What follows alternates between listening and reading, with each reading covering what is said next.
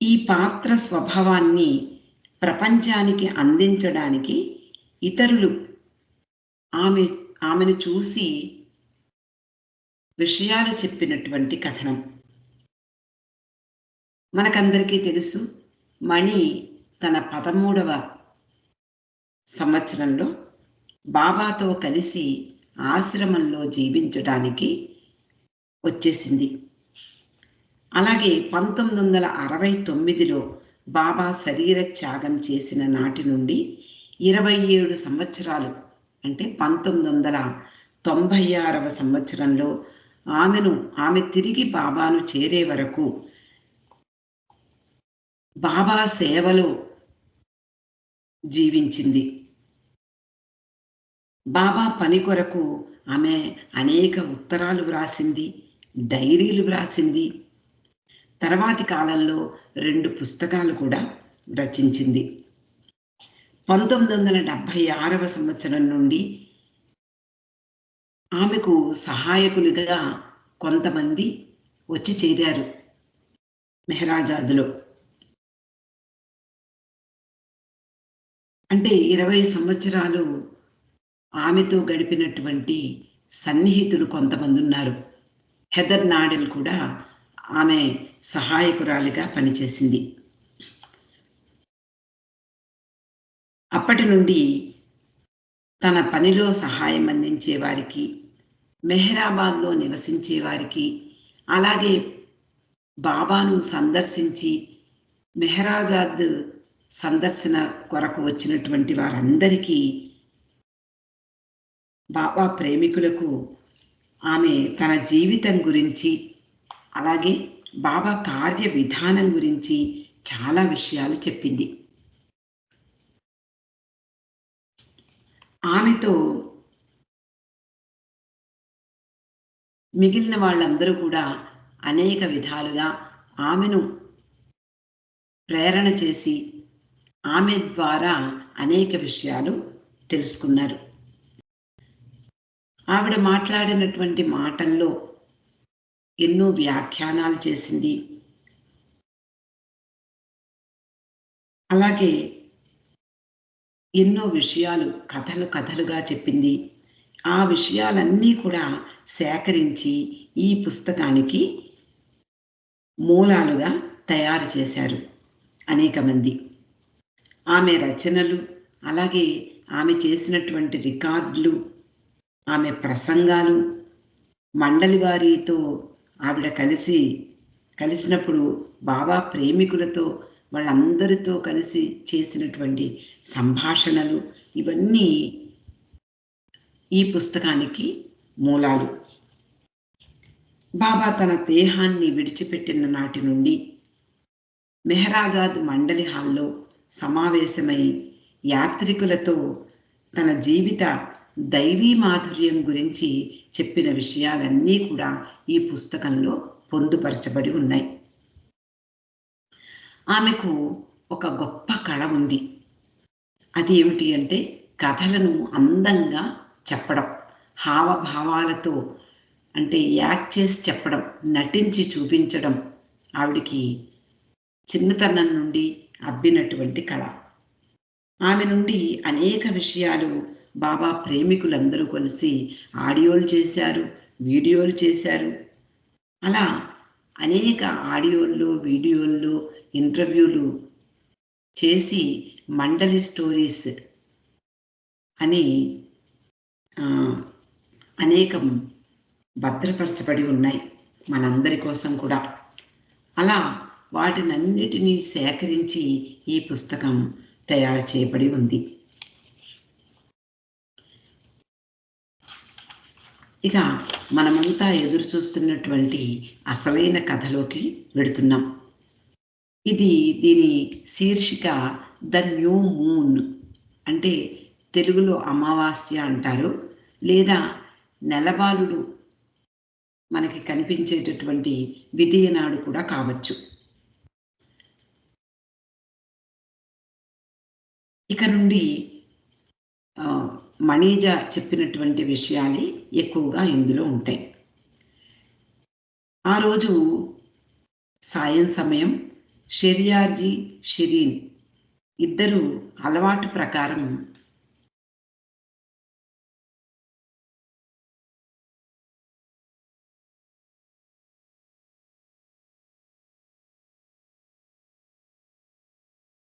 వారి ఇంట్లో కూర్చుని ఉన్నారు. షెరియార్జీ భార్యకు షానామా అనబడే పర్షియన్ ఇతిహాసం గట్టిగా చదివి వినిపిస్తూ ఉన్నాడు.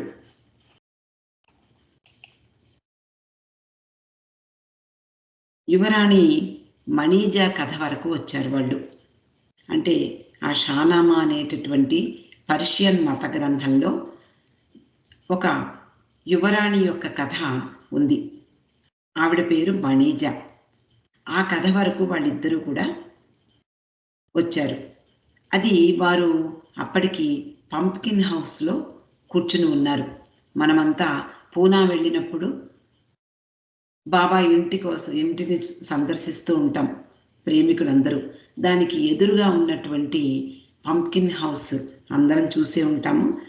ఆ పంప్కిన్ హౌస్లో అప్పుడు వాళ్ళు నివసిస్తూ ఉన్నారు. అక్కడే ఈ కథకు నాంది పలికాడు భగవంతుడు. వారికి 5 కుమారులు ఉన్నారు. ఆ 5 కుమారులు ఆ 5 కుమారుల్లో 2వ వాడు మెర్వాన్. ఆయన అప్పటికే వారితో కలిసి జీవించటం లేదు. ముఖ్యంగా షెరియార్జీ, షిరీన్ దంపతులకు మొత్తం 6 మంది సంతానం. అంటే మనకి తెలిసినటువంటి వాళ్ళందరూ కూడా ముఖ్యంగా జంషెడ్, మేర్వాన్, జాల్, బెహ్రం, ఆది జూనియర్, మణి. కానీ వాళ్లకు 3 సంతానం జన్మించిన వాళ్ళు చిన్నతనంలోనే చనిపోవడం జరిగింది. అంటే అందరితో కలిసి వీళ్లకు 9 మంది సంతానం. చిట్ట చివరి సంతానం మణీజా ఇరానీ.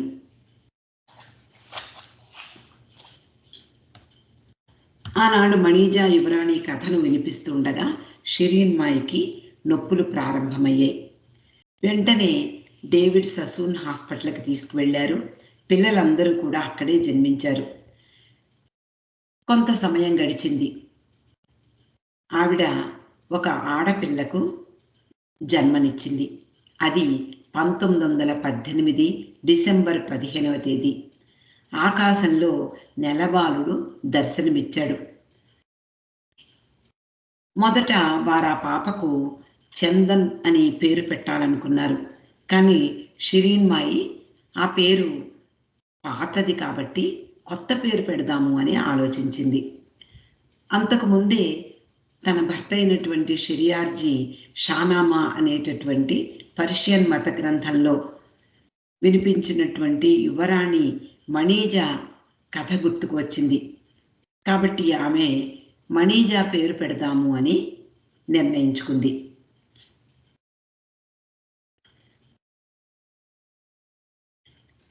ఆ రోజు అనేక మంది జన్మించి ఉంటారు. పాపలు, బాబులు ఈ ప్రపంచంలో అనేక మంది జన్మించి ఉంటారు.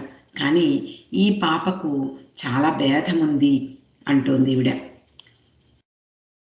ఆమె 2వ అన్నగారైనటువంటి మెర్వాన్ భగవంతుని అవతారం. మెహర్ బాబాగా ఈ యుగావతారునిగా ప్రేమ అప్పటికే అందరికీ వ్యాపింపచేస్తూ ఉన్నాడు. ఆయనను ప్రేమించి, ఆయన గురించే తప్పించి, ఆయనను సేవించి ధరించాల్సినటువంటి ఒక ఆత్మ దైవీ కృప ద్వారా ఆమెకు వారికి బిడ్డగా జన్మించడానికి విధి నిర్ణయించింది. అక్కడ హాస్పిటల్ గది బయట 24 సంవత్సరాల వయసులో భగవదనుభవం పొందిన యువకుడైనటువంటి దైవీ మానవుడు నిలబడి ఉన్నాడు. అంతలో నర్స్ బయటికి వచ్చి ఆడపిల్ల అని చెప్పింది. ఈ వార్త విన్న మొదటి వ్యక్తి మెర్వాన్. బిడ్డ పుట్టగానే స్నానం చేయించనిది ఎవరికి ఇవ్వరు. కానీ బాబా వెంటనే లోపలకు వెళ్ళి ఆ బిడ్డను తీసుకుని ముద్దు పెట్టుకుని గుండెలకు హత్తుకున్నాడు. ఒక ప్రక్క తల్లి అరుస్తోంది, మెరోగ్ బిడ్డను దించు, ఆ బిడ్డకు ఆ పాపకు స్నానం చేయించాలి అని చెప్తూనే ఉంది. అయినా ఆయన వినిపించుకోకుండా ఆ బిడ్డను గుండెలకు హత్తుకున్నాడు.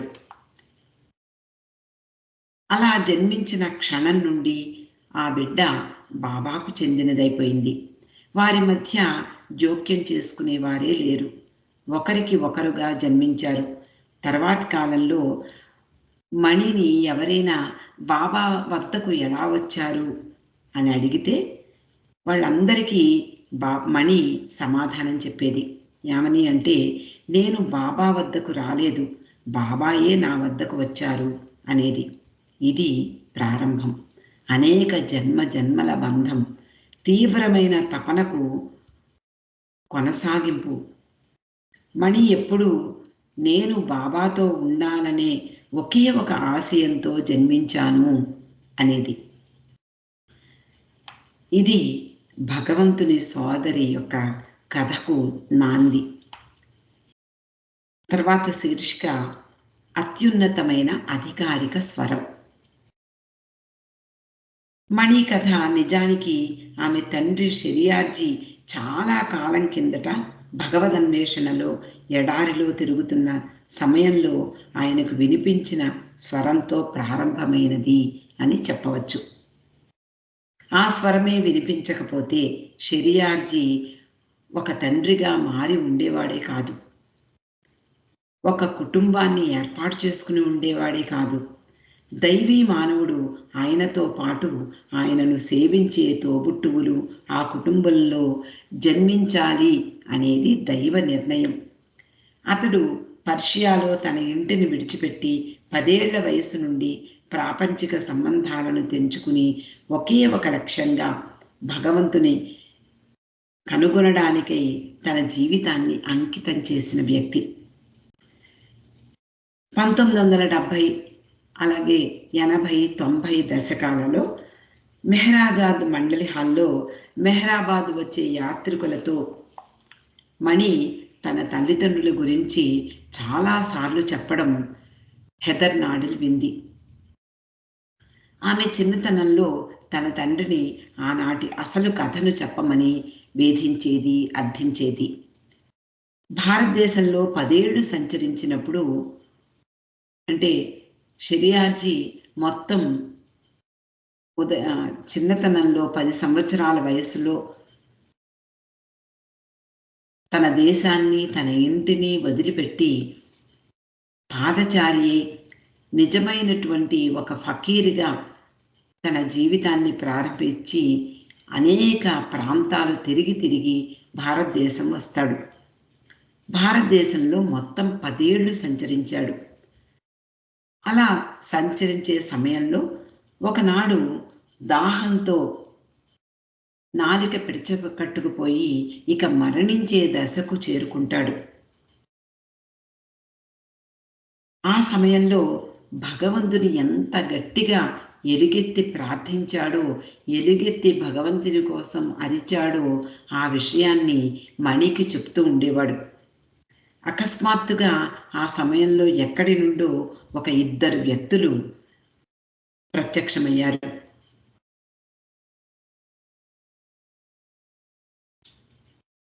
వారిద్దరూ షెరియార్జీ దగ్గరకు వచ్చారు. అందులో ఒకరు వృద్ధులు, ఒకరు యువకులు. మణి వాళ్ళందరికీ ఇలా చెప్తోంది, మా తండ్రి కష్టపడి మోకాళ్ల మీద కూర్చుని 2 చేతులు పట్టి ఆ విలువైనటువంటి, ఆ ప్రాణాధారమైనటువంటి ఆ నీటిని తాగాలని వాళ్ళిద్దరిని అర్థించేలాగా చూశాడు. కానీ ఆ వృద్ధుడు తన సంచిలో నుండి కొన్ని చుక్కలు మాత్రమే ఆయన దోసెట్లో పోసి వెనక్కు తిరిగాడు.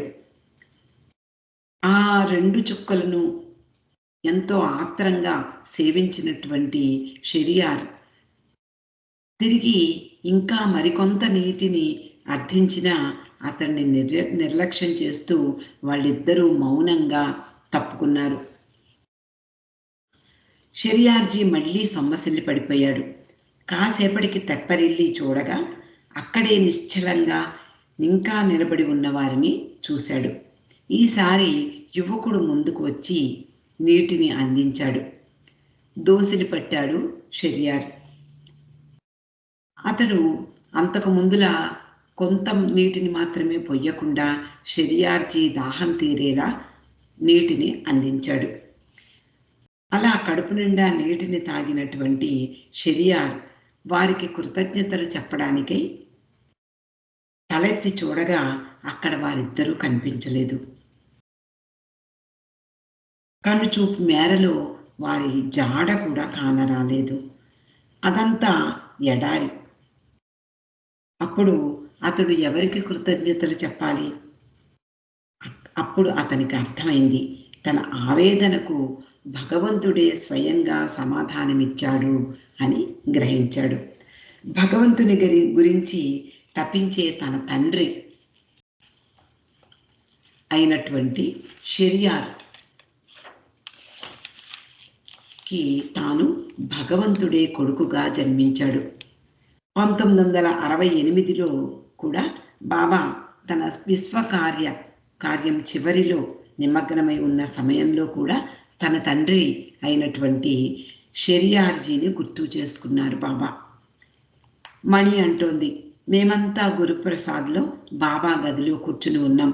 హఠాత్తుగా బాబా మా వైపు తిరిగి, మీకు తెలుసా, నా తండ్రికి ఈ మొత్తం ప్రపంచంలో సాటి వచ్చేవారెవ్వరూ లేరు, అందుకే నేను ఆయనకు జన్మించాను అని చెప్పారు. ఒకసారి మణి బాబాతో అలాగే మెహ్రా మొదలగు స్త్రీ మండలి వారితో కలిసి బ్లూ బస్లో హిమాలయ పర్వత సానువుల్లో ప్రయాణిస్తూ ఉన్నారు. ఆ సమయంలో వారి వైపు బాబా తిరిగి, ఈ పర్వతాలను చూస్తున్నారా అని అడిగారట. అందరూ అవును బాబా, ఈ పర్వత శ్రేణులు మాకు చక్కగా కనిపిస్తున్నాయి. మనం బస్సులో కూర్చున్నా కూడా వాటిని ఎక్కడం ఎంత కష్టమో కదా అంటూ బాబా చెప్తున్నారు. ఈ బస్సు ఎత్తైన కొండలు ఎక్కడానికి శబ్దాలు చేస్తూ ఎంతో కష్టపడుతోంది. అందరూ ఆ శబ్దాలు వింటూ ఆ సాహసాన్ని వినోదిస్తున్నారు, ఆస్వాదిస్తున్నారు. అప్పుడు బాబా అంటున్నారు, మీకు తెలుసా నా తండ్రి గురించి అని అడిగారు. ఆయన నా కొరకు నన్ను వెతుక్కుంటూ కాలినడకన ఇలాంటి ప్రదేశాలలో ఎక్కడెక్కడో తిరిగారు అన్నారు. మరొకసారి గుజరాత్లో ప్రయాణిస్తున్నారు. అదంతా కూడా ఎడారి ప్రాంతం. వీరంతా బస్సులో ప్రయాణిస్తూ ఉండగా వేడి గాలులు చుట్టూ ఇసుక తప్ప ఏమీ కనిపించడం లేని ప్రదేశాన్ని చూశారు. అప్పుడు మళ్ళీ బాబా వెనక్కి తిరిగి చూస్తున్నారా, వేడిగాలులు వేస్తున్నటువంటి ఈ విశాలమైనటువంటి ఎడారి కనిపిస్తోందా మీకు అని అడిగారు. స్త్రీలందరూ తలలూపి అవును బాబా, చాలా వేడిగా ఉంది, దుమ్ము రేగుతున్నటువంటి ఎడారి అంతా కూడా కనిపిస్తోంది, ఆ ఎడారి ప్రాంతం తప్ప మాకేదీ కనిపించటం లేదు అని సమాధానం చెప్పారు. బాబా అంటారు, అవును, కానీ మనం బస్సులో వెడుతున్నాం, నా తండ్రి నా గురించి అన్వేషిస్తూ ఈ ఇసుక నేలల్లో కాలినడకన ప్రయాణించాడు అని చెప్పారు.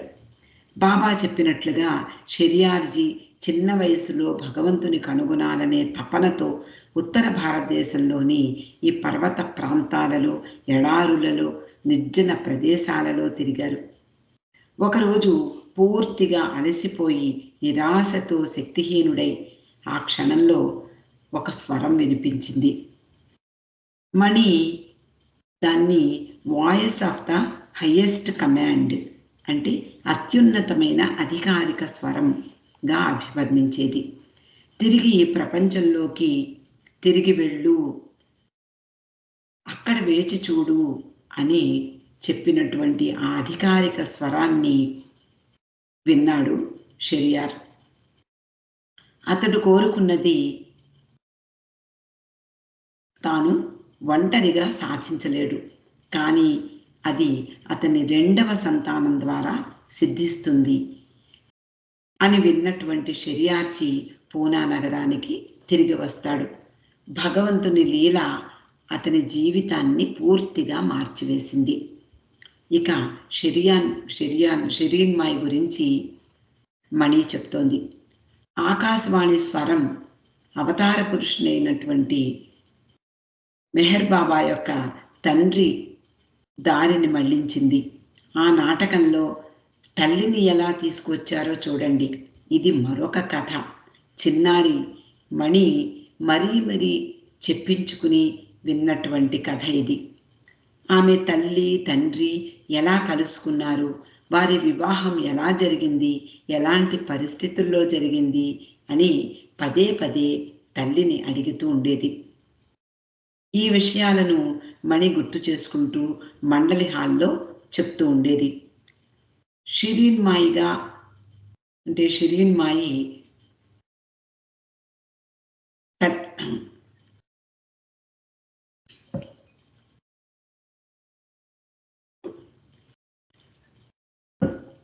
షిరీన్మాయిని మణి ఎప్పుడూ అడుగుతూ ఉండేది.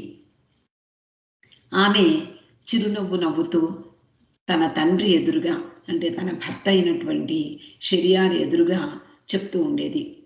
షెరియార్ వింటూ ఆ కథలన్నీ కూడా చాలా నిశ్శబ్దంగా నవ్వుకుంటూ ఉండేవాడు.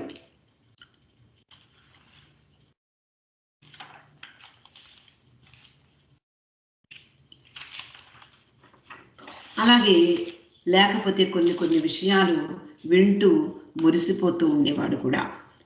ఆసక్తిగా ఉండే విషయాలను మళ్ళీ చెప్పమని మణి పోరు పెట్టేది వాళ్ళిద్దరినీ కూడా. అయితే షిరీన్మాయి అసహనాన్ని వ్యక్తం చేస్తూ మణిని అక్కడ నుండి తరిమివేసేది. సహజంగా మణి మాటకారి. యాత్రికులకు కళ్ళకు కట్టినట్లు హావభావ ప్రకటనలతో ఎన్నో విషయాలు చెప్తూ ఉండేది. ఆవిడ అంటూ ఉండేది, నా తండ్రి వయసు 30. నా తల్లిని వివాహం చేసుకుంటానని తెలిపినప్పుడు ఆమె వయస్సు కేవలం 5 సంవత్సరాలు. అది అలా జరిగిపోయింది అనేది. షెరియార్ ఉత్తర భారతం నుండి దక్షిణం వైపుగా ప్రయాణించి పూనాలో తన సోదరి ఫిరోజాను చూసేందుకు అక్కడ ఆగాడు. అతనిని చూసి అక్క ఆనందానికి అవధులు లేవు. అతడు తన దగ్గరే స్థిరపడాలని నిర్ణయించుకుంది. వివాహం చేసుకుని ఉద్యోగం చేస్తూ స్థిరపడమని ఎన్నో విధాలుగా అతన్ని ప్రతిమలాడసాగింది.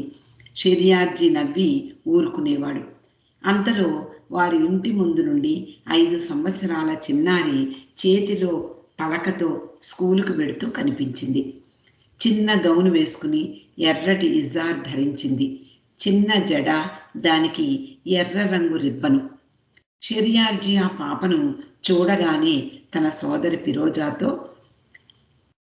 అకస్మాత్తుగా అనుకోకుండా, సరే నేను పెళ్లి చేసుకుంటే ఈ పిల్లను చేసుకుంటాను అన్నాడు. ఆయన తన ప్రతిపాదన ఎంత అసంబద్ధమైనదో వెంటనే గ్రహించాడు. అరే, ఇలా అనేసానేమిటి అని అనుకున్నాడు. కానీ తన సోదరి తనకిష్టం లేని పెళ్లి ప్రస్తావన ముగింపు పలకడానికే అలా చెప్పాడు అని అనిపించింది. కానీ అతని సోదరి సమ్మతి తెలపడంతో నిశ్చేష్టుడయ్యాడు. తన తమ్ముడు తన మాటకు కట్టుబడి ఉంటాడు అని ఆమెకు తెలుసు. వెంటనే ఆమె తన స్నేహితురాలైన గోలండూన్ ఇంటికి వెళ్ళింది. ఆమె తన తమ్ముడినికి ఆమె బిడ్డనిచ్చి వివాహం చెయ్యమని కన్నీటితో వేడుకుంది. అర్థించింది కూడా. గోలండూన్ ఆమె కన్నీటికి కరిగిపోయింది.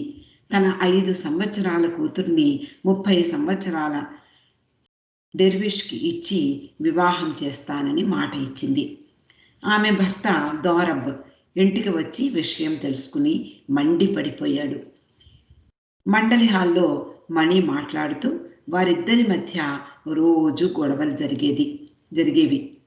గోలండూన్ తన స్నేహితురాలికి మాట ఇచ్చాను కాబట్టి తిరుగులేదు అని చెప్పేది.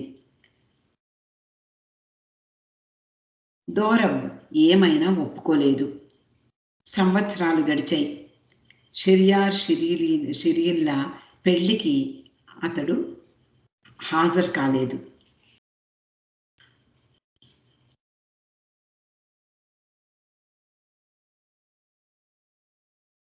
తన తండ్రి అంటే షెరియార్ చెప్పినటువంటి విషయానికి అంటే ఇచ్చినటువంటి మాటకు తిరుగులేదు అని తెలిసి తన జీవితాన్ని నిస్సందేహంగా దేవుని ద్వారా మార్గనిర్దేశం చేయబడినట్లుగా గ్రహించాడాయన. తనను తాను ఆ విధంగా మలుచుకున్నాడు, సర్దుబాటు చేసుకున్నాడు. తన మాటకు మనస్ఫూర్తిగా కట్టుబడి జీవితం సాగించాడు. వివాహం నిశ్చయమైన 9 సంవత్సరాల తర్వాత వారిద్దరికీ వివాహం జరిగింది. అప్పటికి షిరీన్ వయస్సు 14 సంవత్సరాలు. 15 సంవత్సరాల వయసులో ఆమెకు తొలి సంతానం జంషెడ్ జన్మించాడు. వయసు చిన్నది కావడం వలన మాతృబంధాన్ని అనుభవించలేకపోయింది. పిల్లలు లేని ఆమె అక్క దౌలా ఆ బిడ్డను పెంచసాగింది. ఫిబ్రవరి 25వ సంవత్సరం 1894వ సంవత్సరం 1894వ సంవత్సరం ఫిబ్రవరి 25. 16 సంవత్సరాల వయసులో షిరీన్ రెండవసారి గర్భవతి అయింది. తొలినాటి నుండి ఆమె తన గర్భస్థ శిశువు పట్ల ప్రేమ ఉదయించింది. ఎంతో ఆనందంగా ఆ బిడ్డ రాకకై ఎదురు చూసింది. మెహ్రా ఒకసారి ఒక నాటికను రూపొందించి దానికి షెరియార్జీ కోరిక నెరవేరింది అని పేరు పెట్టింది. అది సాధారణమైనటువంటి అందమైన అర్థవంతమైన పేరు. చిన్న మెర్వాన్ జన్మించగానే షెరియార్జీ ఆంక్షలన్నీ నెరవేరాయి.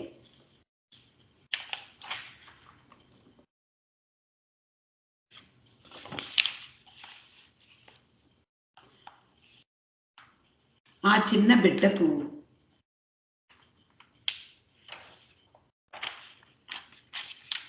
బిడ్డను చూడగానే భగవంతుని కనుగొనాలనే ఆకాంక్ష మంజూరు చేయబడింది, నెరవేరింది.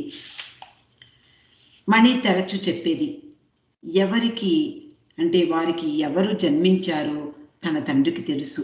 అంటే రెండవ సంతానంగా జన్మించినటువంటి ఆయన బిడ్డ ద్వారా ఆయన కోరిక నెరవేరుతుంది అని ఆకాశవాణి చెప్పడం ఆయనకు పూర్తిగా అవగాహన కలిగింది.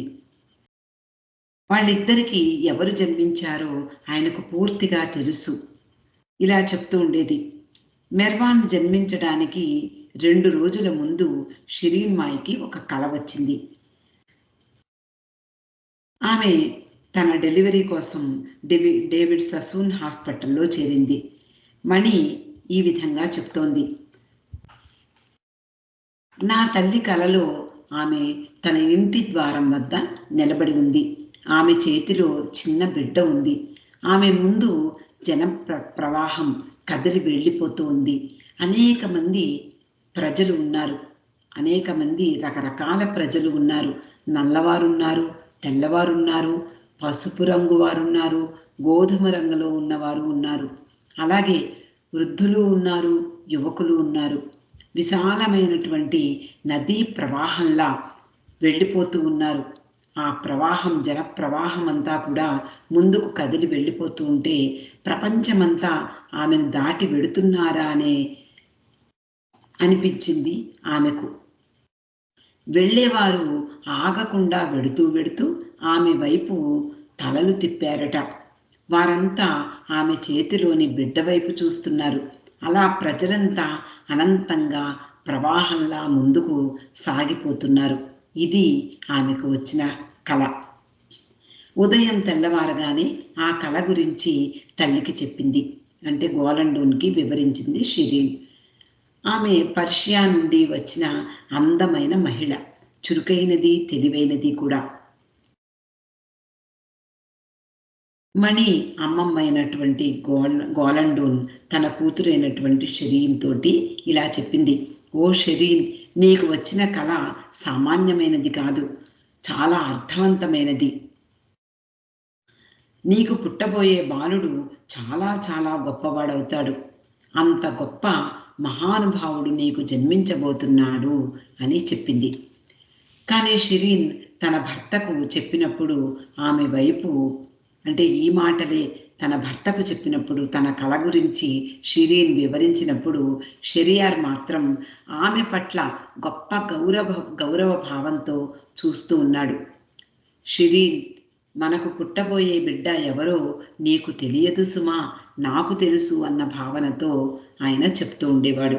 కాబట్టి మెర్వాన్ పుట్టక ముందే అతడెవరో నా తండ్రికి ముందే తెలుసు అని గర్వంగా చెప్పేది మణి. తన కొడుకుగా ఎవరు జన్మించబోతున్నారో ఆయనకు పూర్తిగా తెలుసు. మెర్వాన్ గురించిన ఎరుక తన తల్లిదండ్రుల్లో ఒకరికి మాత్రమే ఉండడం ఎంతో అదృష్టం కదా. ఎంత విచిత్రం, ఎంత గొప్ప వరం. నా తల్లికి తెలియడానికి చాలా కాలం పట్టింది, కానీ నా తండ్రి మాత్రం ఎల్లవేళలా మెర్వాన్ గురించినటువంటి ఎరుక ఆయనలో ఉండేది. మణి 25 ఫిబ్రవరి అనే శీర్షిక కింద ఒక పాట రాసింది. ఆయన జన్మదినం భూమికి పండుగ దినం. షిరీన్కి జన్మించిన మగబిడ్డ కారణంగా ప్రశస్తమైన ఆనందం వెలుగులను ఆశిస్తూ అనేక బాధాతప్త హృదయాలు తిరిగి జన్మించాయి అంటూ రాసింది.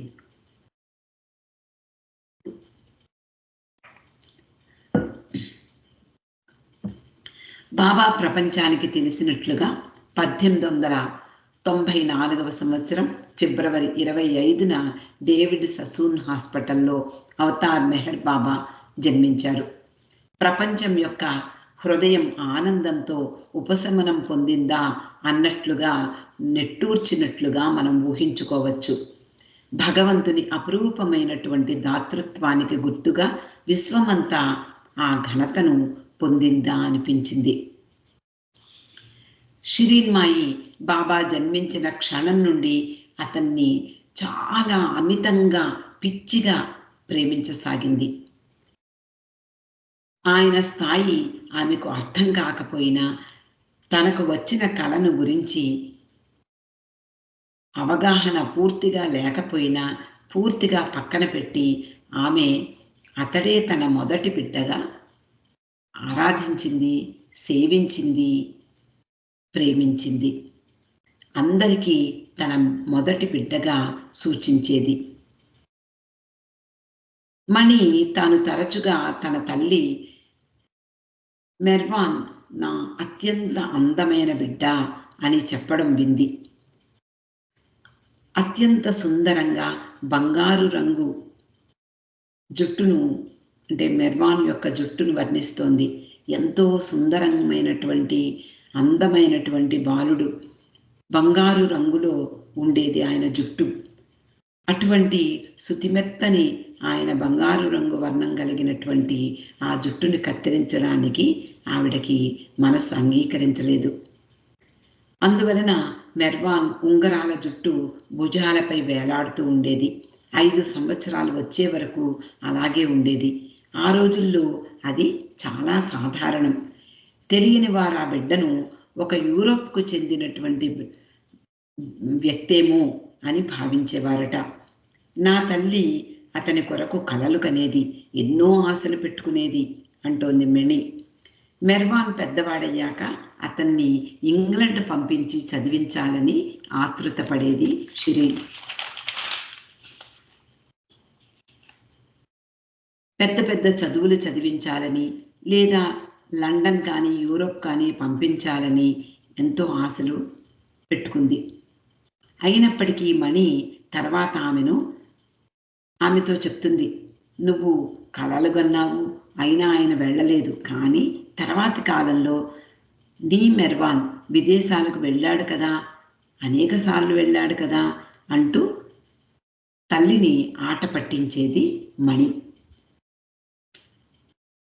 ఆమె తన కలలు వేరే, అంటే బాబాను ఉన్నతంగా చూడాలి, ఈ ప్రపంచంలో గొప్ప చదువులు చదివి గొప్ప ఉద్యోగం చేస్తూ గొప్పగా ఒక కుటుంబాన్ని పోషిస్తూ ఉండేటటువంటి తన కొడుకును చూడాలని అనేక సార్లు భావించింది.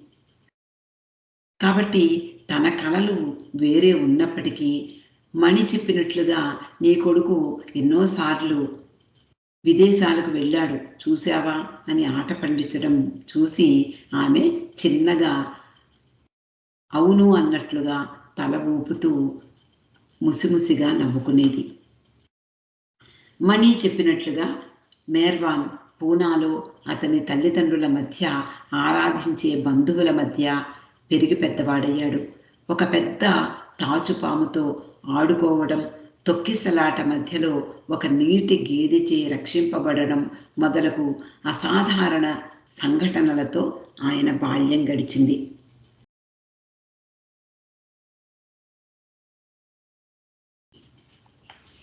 కానీ సాధారణ బాలునిగా అమితమైన స్నేహపూర్వకంగా, శ్రద్ధగా, ఇతరుల భావాల పట్ల సున్నితంగా మెలుగుతూ, సహజమైన నాయకత్వ లక్షణాలు కలిగి చురుకైన తుంటరివానిగా ఎదిగాడు మెర్వాన్.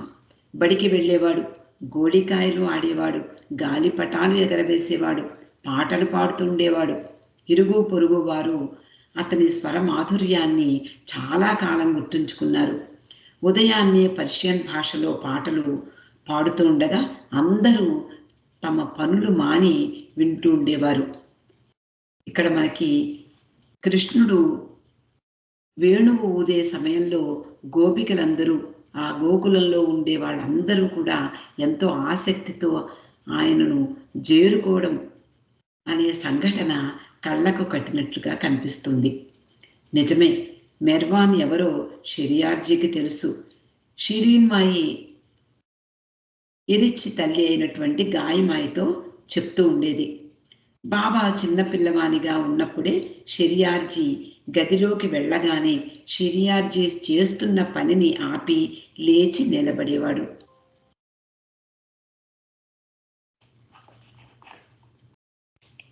ఇదేమిటి విచిత్రంగా, తండ్రి తన బిడ్డను గౌరవించడం అని షిరీన్ ఆశ్చర్యపోతూ ఉండేది. చాలా సహజంగా, ఎవరూ గమనించని విధంగా ఈ పని చేసేవాడాయన. ఇది ఎవరూ కనిపెట్టలేరు అనుకునేవాడు. ఇది ఎవరూ కని విని ఎరుగని విషయం. కానీ షెరియార్జీ మెర్వాన్ పక్షం వహించేవాడు. ఎప్పుడూ కూడా గౌరవిస్తున్నట్లుగా, అతని గొప్పదనాన్ని అంగీకరించినట్లుగా ప్రవర్తించేవాడు.